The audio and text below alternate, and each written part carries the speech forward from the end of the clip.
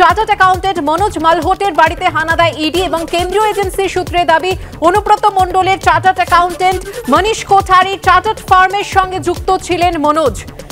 বিস্তারিত জানতে সরাসরি চলে যাব আমাদের প্রতিনিধি প্রকাশ সিনহার কাছে। প্রকাশ,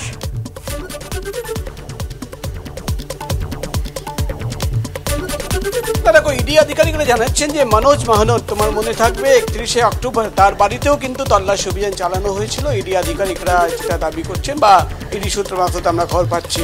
এবং তোমার মনে থাকবে মনোজ মাহনতের নাম প্রথমবার অনুব্রত মণ্ডলের যে চার্জশিট, সেই চার্জশিটে কিন্তু উল্লেখ করা হয়েছিল। ইডি অফিসাররা উল্লেখ করেছিলেন যে মনীষ কোঠারি সংস্থায় মনোজ মাহনতও কাজ করতেন এবং মনোজ মাহতের একাধিক বয়ান কিন্তু ইডি সেই চার্জশিটে জমা দেওয়া হয়েছিল।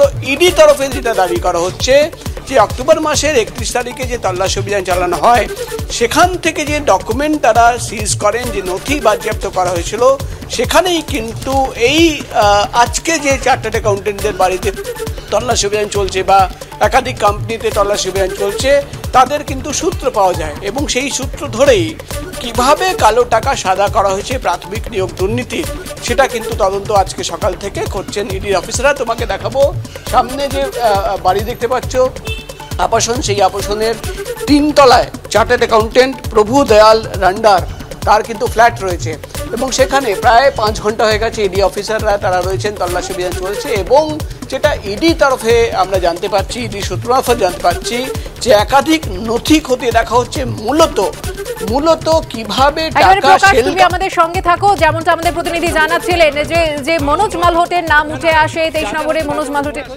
আপনি প্রাইভেসি কার্নিভেল আজ থেকে আবার ফুল প্লেসে চালু হবে এবং পুরো প্রশাসককে আমি বলবো যে নিজের মতো কাজ করতে এবং আইনত কাজ করতে কোনো অসুবিধা নেই। কেউ কোনো বাধা সৃষ্টি করলে আইনের কথা চলবে না। এটা ঠিক নয়, এটা ঠিক নয়। এটা অরূপ বিশ্বাস আজকে যাবে এবং কথা বলবে। আমি এসব সাপোর্ট করি না। তোমার কিছু বলার থাকলে, তোমার কিছু অ্যাডিশনাল পার্কিংয়ের ব্যাপার থাকলে, যেটা আমি পুলিশের কাছে খোঁজ নিলাম, তুমি বলতেই পারো। কিন্তু ওই 4-5 জন গেছে তার জন্য কার্নিভেল বন্ধ করে দেওয়ার কোনো কারণ নেই। কার্নিভেল কমিটিকে আমি বলবো যে আজকে থেকে কার্নিভেল এক্ষুনি থেকে চালু করবো। রাম মন্দিরে আপনি যাবেন? তোমরা সব জেনে বসে আছো, আমি তো কিছু জানিই না।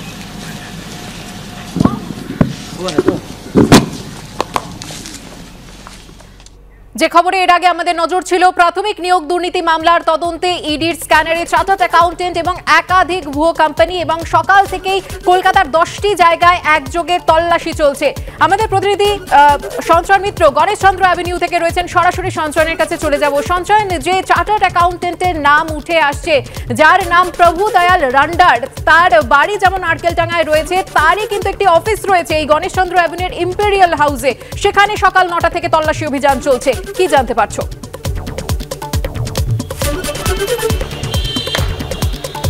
একদমই তাই। এই প্রভুদয়াল রান্ধারের যে অফিস 13 নম্বর গণেশচন্দ্র অ্যাভিনিউ ইম্পেরিয়াল হাউস, সেই বাড়িতে, এই যে বাড়িটা আমার পেছনে, এই বাড়িতেই 4 তলায় তাদের অফিস রয়েছে।